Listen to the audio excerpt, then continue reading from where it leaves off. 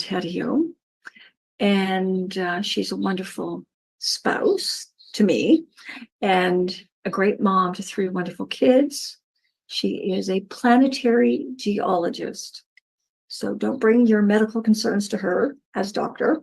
She will be able to talk to you about your rocks, though. So bring your rocks to the next in-person service, and she'll be able to tell you a lot about those. She's from Therriault, Quebec.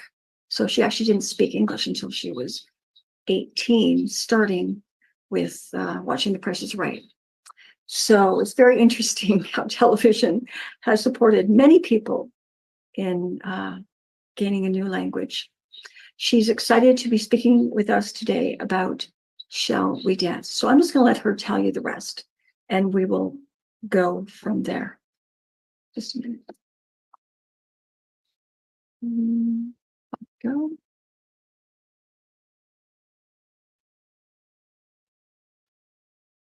Well, thank you, and good morning. It's definitely a pleasure for me to be here, and thank you for inviting me to talk again. I would like to start by asking you a question. Do you like line dancing? And really what I'm asking is show of hands, those of you that have experienced line dancing or that would like to try it. You can use your virtual raise hand button or just wave your hand if you'd like to try line dancing. Okay, good. Well, you're in luck because USCO is having a line dancing event in person and online in late September. So stay tuned. You're going to get your wish. But why am I really bringing up line dancing this morning? Well, line dancing has to do with following prescribed or dictated steps. And if you don't follow those steps, you stand out. I'm not so good at following prescribed steps or orders, so I often stand out. But truly, what's the problem here? For me, it's like this idea of having to relinquish control. I don't know about you, but I like to have control. I need control. And in fact, control is a fundamental need, just as much as acceptance and safety and security is. Control is a fundamental need. If you think of the pyramid of Maslow, those 5 layers, with the bottom one being physiological needs, for your survival, you have to have shelter, food, drink. Well, it goes all the way up to the top level, which is, you climb up to the self-actualization. Well, level 2 has to do with safety and security, and that's where you find control. It says that at level 2, people want to experience order, predictability, and control in their lives. So control is a fundamental need. How do we control? What do we control? I'm sure you are familiar with the saying, you can't control the wind, but you can adjust the sail. That saying is credited to the historian Berta Calloway in a book from 1998 called A Shining Thread of Hope, The History of Black Women in America. You can't control the wind, but you can adjust the sail. So you're going to agree with me, we can't control weather. As much as we would like to, we don't control weather. We don't control the past, and we don't control others' opinion. You cannot control others, and they cannot control you as much as you would like to control others. You can only coerce them to your ways or be coerced in theirs. There's still such a thing as free will. We have dominion over ourselves. But we do control our emotions, control our words, our response. I can control my self-awareness, how I treat others. We control the stories we tell the first time, but we might have to be careful that they don't end up controlling us afterwards into how we feel and we act. Let me quote Charles Fillmore, one of our co-founders from Unity, in his book, Keep a Truant from 1953, he states, the power to control his thinking is the highest gift given to man. So that's true. For sure, we can control our thoughts. What about the future? What about results? Can we control those? To illustrate the concept of control in relation to Unity teachings, fundamental needs, and levels of consciousness, I will use 3 styles of dancing. In addition, I will discuss what you will gain by letting go, releasing, or losing control. And that is losing control to the source of all control, God, the one power, one presence, the loving source. Shall we dance? Are you ready to lose control? Merle Fillmore, the other co-founder of Unity, her healing letters were published in 1936. And in one of them, she writes, Unity does emphasize control of the physical by the spiritual. But many of the things that we do and expect to control are not spiritual in the sense that they are in accord with God's laws and plans. The real control is in living according to the perfect pattern and law. Let's see if we can dance ourselves through that. I would like you to put in your mind Zumba dance. Zumba was created in the 1990s by dancer and choreographer Lucien, an aerobics instructor in Cali, Colombia. Oh, and by the way, Colombia. Did you know that Unity has several centers in Colombia? Anyway, for those of you that have not experienced Zumba, it's essentially a one person in front of a bunch of people, leading them into movement and exercises along dynamic music. I was blessed to have tried Zumba. My oldest daughter, a few years back, was in college and she was enrolled in Zumba classes. And she enjoyed them so much that she invited myself and her younger sister to join her for one class.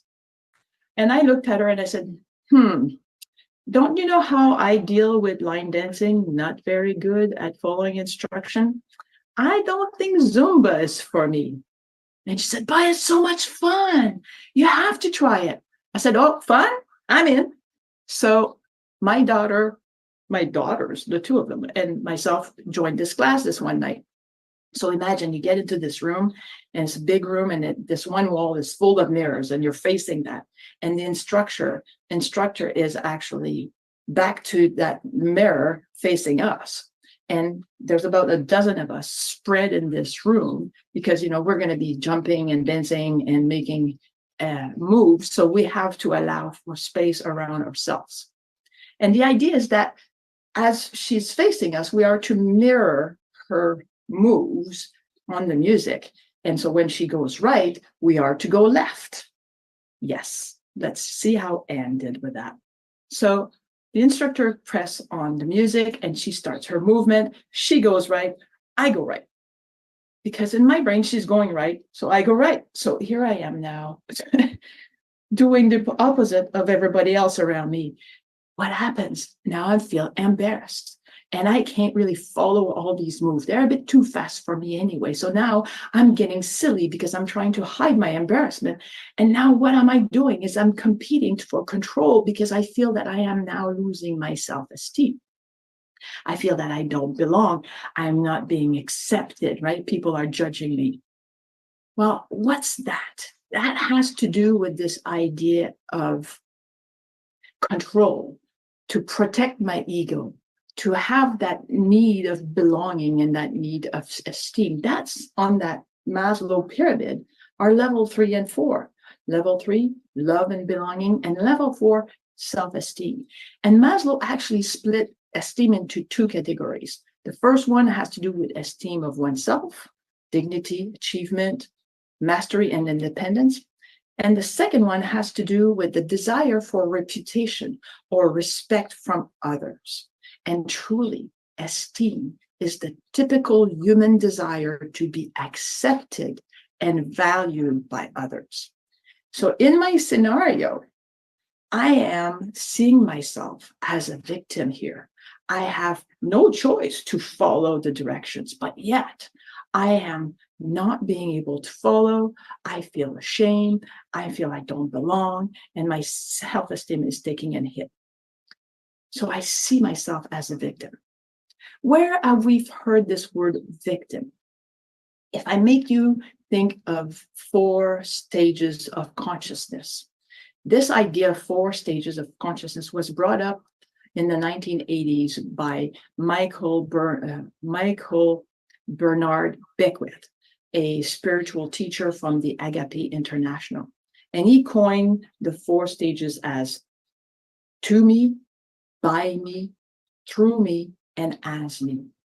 In unity, we refer to levels of consciousness, not stages, but levels of consciousness. And we have named them the 4 V's: the victim consciousness, the victor consciousness, the vessel consciousness, and the verity consciousness. So this victim consciousness, the to me consciousness, its characteristic is little or no control. This idea of not having control over what's happening, being powerless, having a sense of low or no self-esteem. Does that ring a bell now? This is what I was talking to you about, my experience with Zumba. I was in that victim consciousness. I was focusing on my ego needs. I was focusing on my senses. I was in that wanting mode. Now, I want you to think about salsa dance. Salsa dance, a lot of people know about salsa. It's a Latin American dance. It's a mixture of Cuban and American dances, and it often requires a partner. I love salsa. Not very good at it yet, but I love salsa. And I like to do salsa dancing with my spouse. And because I'm a novice and I'm not too good at it, and she is much better than I am, I have to relinquish control. So I cannot be the leader. I have to be the follower. But that's me deciding that I'm making a conscious decision to let go of my control here because I want to enjoy that dance. I want to have a great moment and embrace it, right? And I want to grow. I want to be better. So I want to feed my self-worth and my self-esteem. So this idea of salsa dance now, it's that it's okay for me to relinquish control when it's under my terms. I am now in a victor consciousness. You know, I have some ability to control and to experience, and I'm conscious of choosing that. I am developing my self-worth and my self-esteem in doing so. This is the victor by me consciousness of unity. I have gone from this victim consciousness of wanting to this victor consciousness of doing. What I find interesting is that in this book, Heart-Centered Metaphysics, Paul Hasselbeck, who's a very well-known unity minister, wrote that in order to be a victor, there must be a victim. Now, I want you to put yourself back into that salsa mode. It's not that I'm the victor and my spouse is the victim here. I am both the victor and the victim. I am still in that mode of potentially reverting back into the victim, but if I am embracing the control and I am relinquishing some of it, I am a victor. So this intrinsic partnership between victor and victim is interesting. Now, I would like you to think of freelance style, freestyle dancing. Like, you know, when you're free to dance and to do the moves that you want. Imagine your favorite music to dance to and see yourself dancing, moving to the sound of the music. And you're moving to the beat. right? And you don't care about what people think and what you look like. You're embracing your expression of this music, and you are just feeling it, and you are expressing it. That is self-actualization, is allowing that to happen. We're now at that. We've done that climb. We're at that fifth level of Maslow's fundamental needs. This idea of fulfillment, self-fulfillment. I am choosing to let go. I am choosing to embrace. And to quote a lesson from Unity's correspondence school, you have to realize that when Unity started way back, it was a correspondence school. It was sending out lessons to people by mail. And in one of those series, the second series, lesson 10, has to do with will and understanding. And here's what it says at one point. Giving up to the will of God is not a negative process. It consists in accepting one's deepest and truest impulses as the will of God and giving these impulses expression. So you see this idea of freelancing, that dance, that you're actually allowing for those true deepest impulse in you to come up. That's good. The divine will is always good, is only good. So you can allow and let go. So we've gone from a space of desire, wanting, doing, and we've gone to this acceptance stage, which is allowing and embracing and surrendering. This is vessel, in me as me consciousness, and verity consciousness. Vessel consciousness in the fact that I understand that there's something bigger, there's something greater, that I am an instrument, a conduit. So this music is flowing through me and I'm expressing it. I am in my spiritual growth. I am developing my intuition. I'm choosing divine will and I'm surrendering to it. I am now in that phase of becoming. And in verity, it is the phase of being. In that lessons on will and understanding, it states that yet this renunciation of limited concepts of self can be and must be made before man can enter into the realization of what the will of God is. So what that's saying is that no, you don't have to skip the victim and the vessel consciousness. You have to go through those. You have to learn what is personal control. You have to manage that in order to be able to get to that level of divine will, that level of vessel and verity. And actually, Unity teaches that as spiritual beings, we have control over our powers and their expressions. The problem is that we often forget and we do not recognize and accept or use our right to control our powers. And that's when adverse conditions form in our body or in our affairs. In order to exercise control over our powers and their expression, we must claim, manifest, and live our powers of understanding and will. We have to recognize and acknowledge our Christ consciousness by practicing denial, affirmation, meditation, prayer, and aligning our thoughts with the Christ mind. So now we're in this verity is me consciousness, Christ consciousness, this unification, right? Being one with the music, being one with oneness. There's no more the music in me. There's no more the one power, one presence in me. It's us. It's that being. That lesson on will and understanding continues and says, in divine order, will works from within, from the I am, instead of from the outer consciousness. So you see, so we are now in that self-actualization space. We're no longer in the basic and the let me remember myself, the basic and the psychological needs of Maslow. We are gone to the actual fulfillment needs.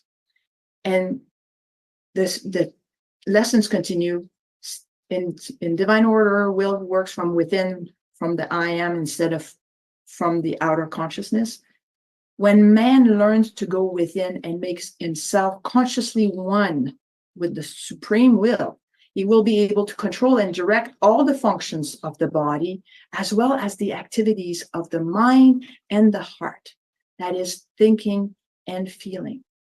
So unity teaches us how to navigate through the levels of consciousness by learning how to manage our personal control first. We can learn to let go and surrender to divine will, which is only good. So we go from this mode of wanting, victim, to doing, be a victor, to becoming, now being that vessel, to finally being this being, verity. And you can vary depending on the situation you're in. You may still go up and down in these levels. Not that once you've graduated from victim, you'll never go back to victim. There might be instances that you do. And this verity consciousness, being one with oneness, is so big that I don't think that we can stay in there that much. But that's for another talk, which I'm sure we will get one day from a spiritual leader that we also lack. So for today, let's go back to what Myrtle said in her letters, healing letters. The real control is in living according to the perfect pattern and law. So the real control is in living according to divine will. Take note when you are trying to take control. If it's related to yourself that you need the control, release and let go, let God. Ask yourself, what do you really want? And if you want control related to others, ask yourself, why do I need control? What do I really want for myself, others, and the relationship in the long term? By letting go, releasing control to divine will, you will reach and remain at peace, inner peace. Remember the daily word? And you will radiate joy and happiness. We already had this wonderful prayer from Mary bringing us to the releasing control. You will be able to control and direct all the function of your body, as well as your mind and heart, if you release that control back to the divine will. You will be able to control your thinking and your feeling. Are you ready to lose control?